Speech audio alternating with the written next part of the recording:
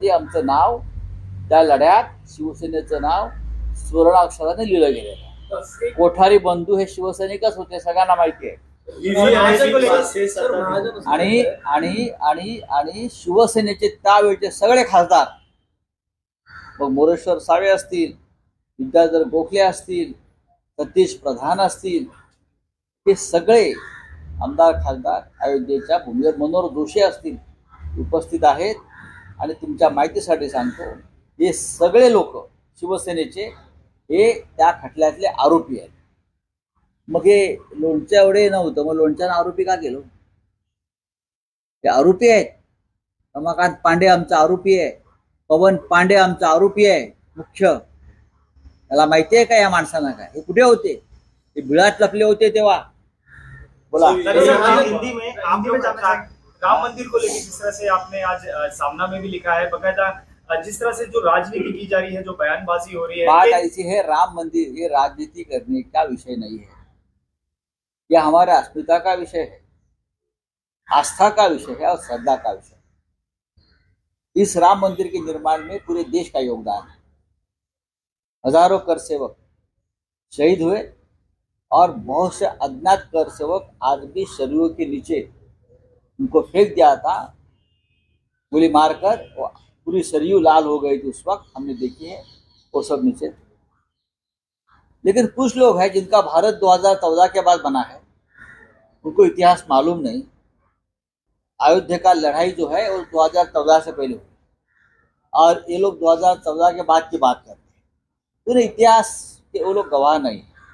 ये लोग ना देश के स्वतंत्रता संग्राम में रहे हैं, ना किसी बड़े आंदोलन में रहे हैं, ना किसी संघर्ष में रहे हैं। तो उन्हें क्या मालूम है राम मंदिर का संघर्ष क्या था और क्या रहा, और पूरे देश में उसमें क्या योगदान दिया था, उसमें शिवसेना का क्या योगदान था, बाला साहब ठाकरे जी का क्या योगदान था। हम हिंदुत्व के भगोड़े नहीं हैं, हम मैदान में रहे डट कर और लड़ते रहे आखिर तक। सर, ये आज तस्वीर आपने संपादकीय में छापी, पीएम साहब दिख रहे हैं और भगवान राम का बालक। ये लोगों का आस्था का विषय, राम सबसे बड़े हैं, राम से बड़े कोई नहीं। लेकिन भारतीय जनता पार्टी जो अपना इतिहास 2014 के बाद देश का इतिहास बताते हैं, वो अपने आप को प्रभु श्री राम से बड़े मानते होंगे, तो ये कोई हिंदुत्व की नई व्याख्या अगर बनाई होगी तो हमें मंजूर नहीं है, देश को मंजूर नहीं। इनके बीजेपी के केंद्रीय मंत्री भी बकायदा कह रहे हैं कि उद्धव जी को राम मंदिर नहीं जाना चाहिए, इस तरह के स्टेटमेंट दे रहे हैं। क्या लगता है आपको? राम मंदिर का किसी के बाप का है क्या? कहते हैं आप मालिक है क्या?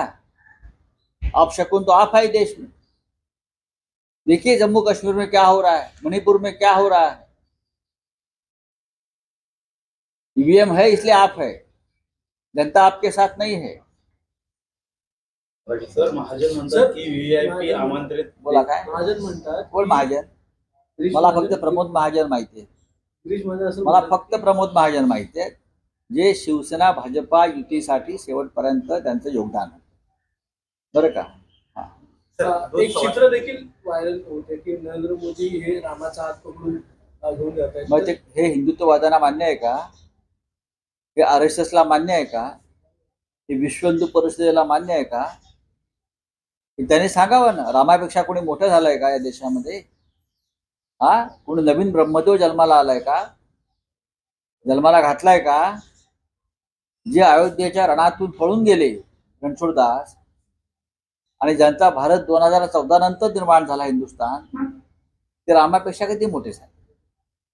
रामाची लढाई ही रामाचं महत्व आणि प्रतिष्ठा टिकवण्यासाठी झाली, त्या मंदिराची लढाई। गर्व से को हिंदू है ही गर्जना बाळासाहेब ठाकरेंच्या मुखातून जेव्हा निघाली तेव्हा या देशामध्ये चैतन्य निर्माण झालं, हे कोणी विसरू नये। शिवसेनेचे योगदान जे विचारतायत